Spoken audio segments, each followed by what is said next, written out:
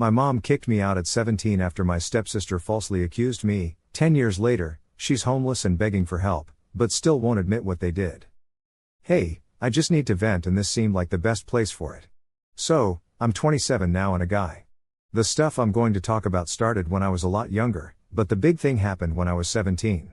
My real parents split up when I was 9, and it was pretty messy, fights over who got what, who saw me when, you know the drill.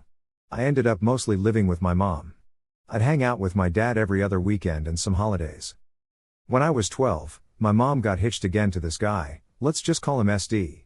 He had 2 kids from his last marriage who were around my age, a stepbrother, SB, who was a year older, and a stepsister, SS, the same age as me.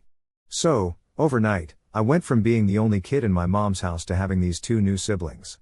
SD moved into our place, which my mom got in the divorce. It's a 3-bedroom house.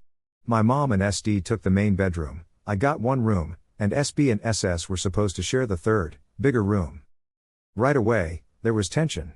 They complained about sharing space, room size, living in my house, pretty much everything. SD ended up turning a small office downstairs into a room for SB after 6 months of non-stop whining. SS got to keep the bigger bedroom next to mine. Living together was never easy. SD tried to push this whole one big happy family thing, but it felt forced. He wasn't mean to me, but he definitely had a soft spot for his kids. My mom was stuck in the middle, trying to please everyone, often at my expense. Little things built up over time. My stuff would disappear and show up later with SB or SS, usually damaged or used. When I complained, I got told I was too sensitive, or maybe I'd misplaced my things, or that SB/SS had just borrowed them. My mom rarely took my side, usually just telling me to be more cautious with my stuff. School events were another sore spot. My mom and SD always showed up for SB and SS but mysteriously had scheduling issues for my stuff, even basic things like parent-teacher meetings. My dad did his best to attend everything he could, but living an hour away made weekdays tough. SD would make comments about how I didn't measure up academically to his kids, even though my grades were better.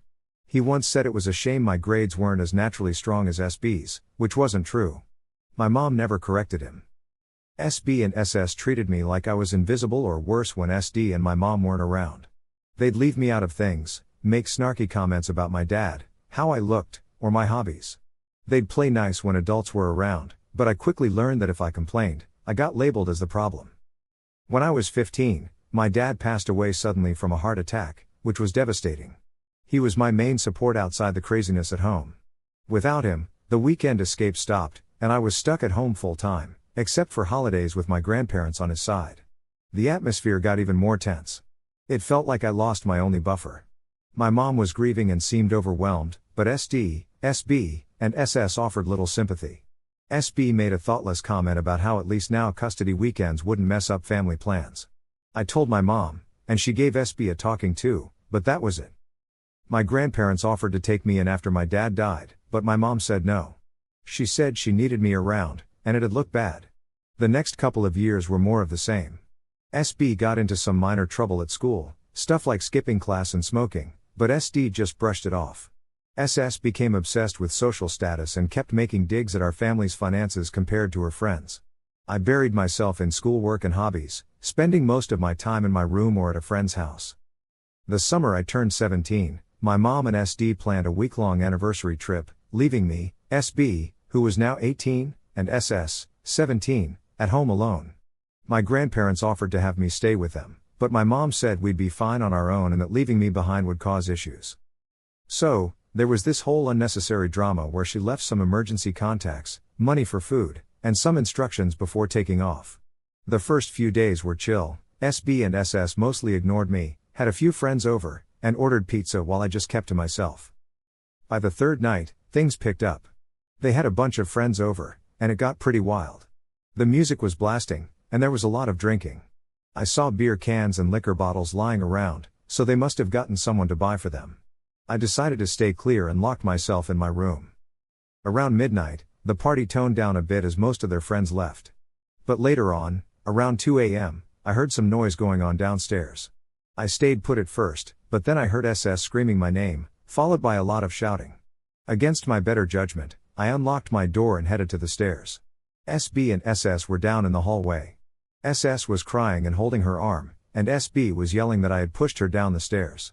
I was dumbfounded since I hadn't left my room. I told them it was nonsense, but SB kept coming at me, yelling all these accusations. SS was sobbing, saying I came out of my room, shouted at her about the noise, and shoved her, causing her to fall. It was all made up. I hadn't even been near the hallway. I figured she probably just tripped or fell while fooling around with SB or one of their friends, who I think were still hiding or keeping quiet in the living room. Then, SB grabbed the house phone and called SD and my mom, putting it on speaker. He told them, his voice full of fake anger, that I attacked SS and pushed her down the stairs because I was mad about them having friends over. SS was there, adding in her crying voice that her arm hurt and she thought I broke it. She went on about how I had been muttering about them all evening. When my mom got on the phone, she didn't even want to hear my side.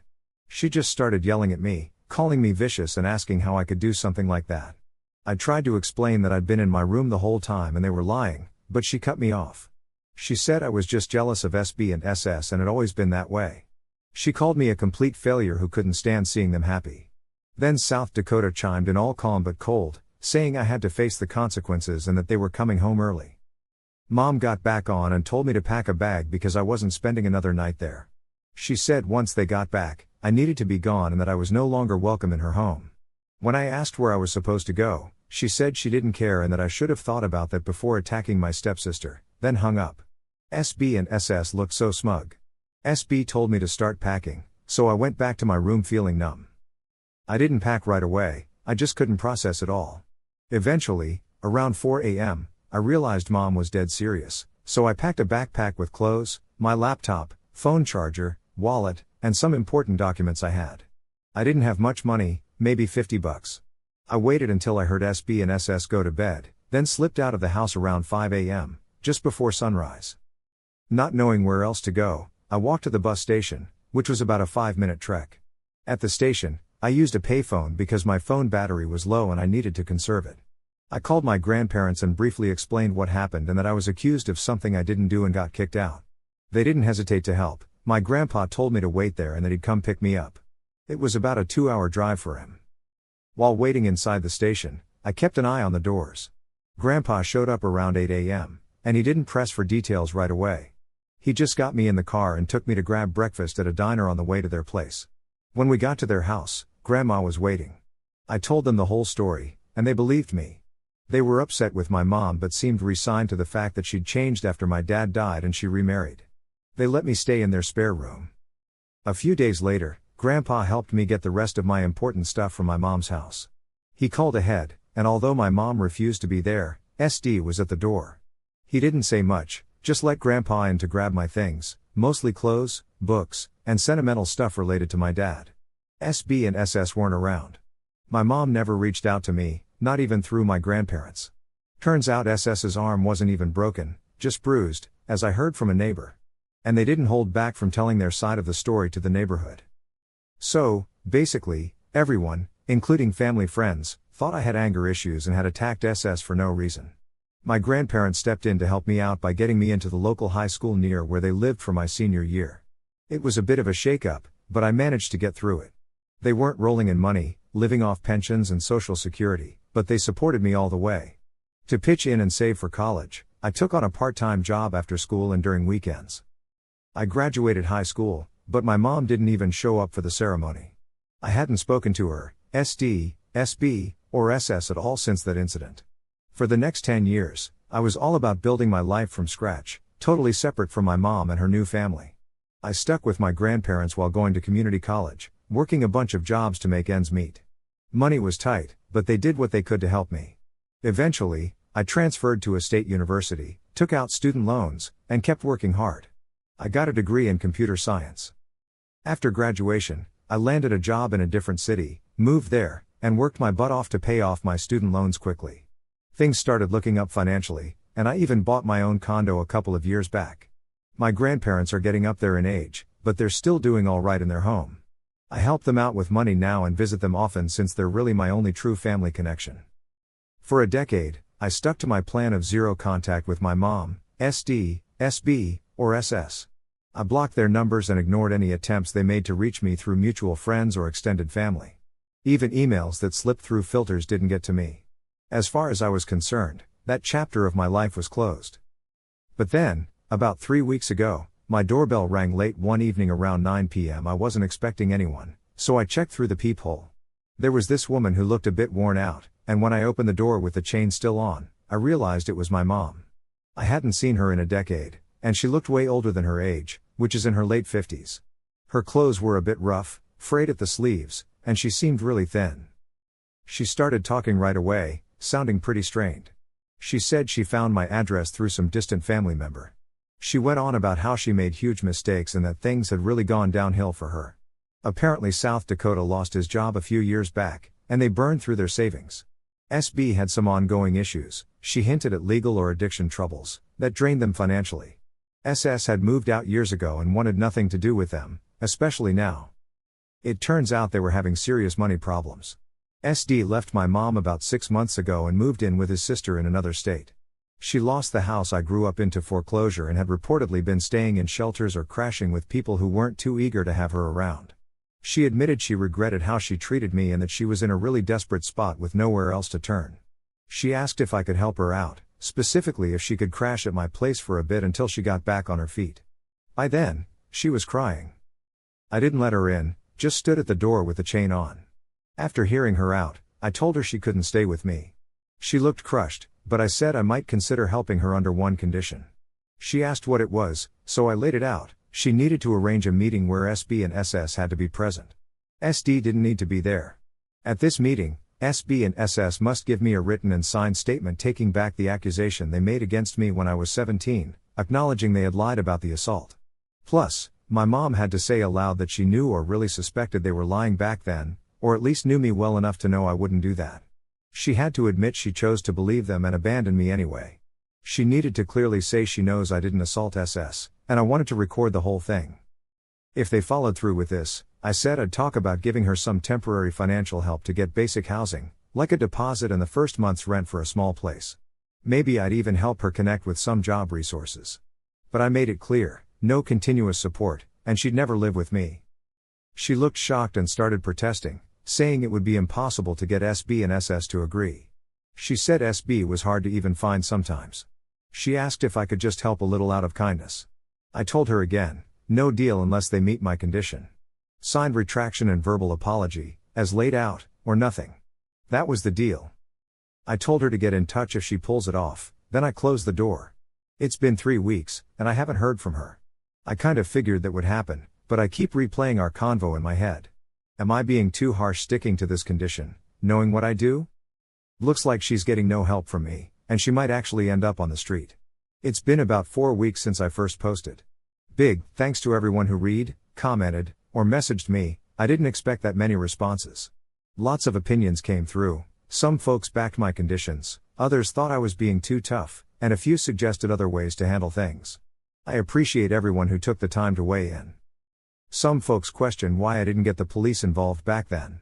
Well, I was only 17 at the time, caught completely off guard, and my own mom believed the lies and kicked me out. Getting the police involved felt impossible and honestly terrifying. Who would they believe? It was my word against 3 others, and my mom was on their side. So my main focus was finding somewhere safe to go, which ended up being my grandparents.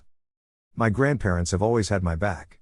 They trusted me without hesitation, were upset with my mom but didn't push for us to reconcile, and respected my choice to go no contact. They've always been there to support me, although my grandma does worry about my mom because she's got such a kind heart. They agree with my stance on the whole thing and the conditions I've set. As for SD, I don't really know much besides what my mom briefly mentioned. He lost his job, has money troubles, and left my mom. I don't have much sympathy for him since he supported my mom's decision to kick me out and helped his kids. So, his absence doesn't bother me. Some people made assumptions about my financial status. I'm not rich, but I'm stable.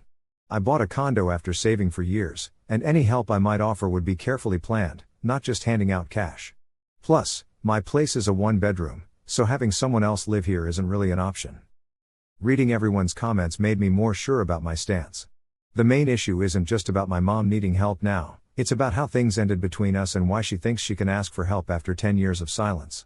Her words and actions when I was 17 were a deliberate choice that made me homeless not long after my dad died. She sided with a lie, calling me a fucking failure. SD, SB, and SS also chose their paths. The conditions I set aren't about revenge, despite what some commenters said. They're about establishing the truth. Without doing that, there's no basis for any kind of relationship or support from me. Just because she's down on her luck now doesn't erase the past. Helping her without addressing the betrayal feels like pretending it never happened or that I'm okay with it, which I'm not. Sticking to my conditions respects my own boundaries and what happened to me. After I told her all this and closed the door, about 3 weeks later, she reached out again via email. She said she talked to SS, who apparently feels bad but doesn't want to put anything in writing or attend a meeting, worried it might cause legal trouble or dig up the past. She also said she can't get in touch with SB and has no idea where he is now. She asked again if I could help her out and suggested just she and I meet so she could apologize privately. I replied the next day to say my conditions still stand, a meeting with her, SB, and SS, plus written statements from SB and SS taking back the assault claim and admitting they lied. I also need her to verbally and on record acknowledge what happened, including her role in it and that she knew I was innocent when she abandoned me. I made it clear that just her apologizing or SS expressing general regret via email isn't enough. My conditions remain unchanged.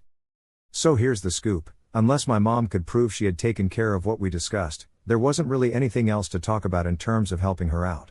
She shot back an email almost right away, and man, did her tone change. She went off, saying I was being nasty and unfair, and even accused me of trying to embarrass her and SB/S. She threw in a remark about how I must have gotten my dad's stubbornness, not something she ever mentioned before, so that was interesting. She claimed she should have known I'd refused to help and called me cold. She wrapped up her rant by saying she wouldn't reach out again and that I'd have to live with the fact that I turned my back on my mom when she needed me. I didn't respond to that. I read it, filed it away, and haven't heard from her since. That was about 6 days ago, so basically, we're back to not talking. She flat out dismissed my condition and painted me as the bad guy instead of even trying to meet the terms or understanding why they were needed. My stance hasn't changed, I can't help her unless she meets that condition. Now for update 2, it's been about 6 months since I last checked in and roughly 7 months since my mom showed up at my door. After that email battle where she refused my terms and called me cruel, there was radio silence. No contact from her, SB, SS, or SD. I just kept doing my thing, working, hanging out with my grandparents, handling my own stuff. Then, around 2 months ago, I got a message request on a social media app I barely use. It was from my stepsister, SS. I almost ignored it but decided to check it out. The message was short and basically said she heard about my run-in with our mom and the demands I made. She claims she doesn't really remember the night in question but regrets how messy things got. She's married now, has a little kid, and is focused on her life. She made it clear she wouldn't sign anything or do anything that might mess up her family or marriage, since her husband isn't clued in on her past. She ended by wishing me well but asked me not to reach out to her again. I didn't bother replying to SS. Her hazy memory and focus on protecting her current life, while understandable, just confirmed for me that she wasn't going to take any responsibility or do what was needed to fix the past. If she really regretted it, she had the chance to do something about it but chose not to. As for my mom, whatever I know is mostly third-hand info from my grandparents, who hear bits and pieces from distant relatives or old neighbors. It sounds like she bounced around between shelters and maybe stayed with a cousin for a bit, but that didn't last. The latest gossip my grandma heard is that she might be in some kind of low-income housing and working a minimum wage gig, but it's all just rumors, nothing's confirmed. She hasn't tried to get in touch with me.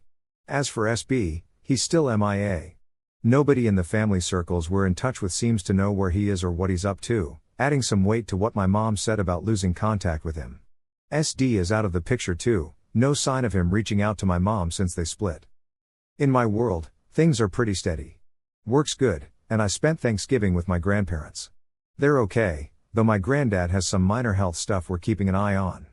When they asked if I'd heard anything from my mom, I filled them in on the brief exchange with SS, and they agreed it didn't show any real change or regret from that side of the family.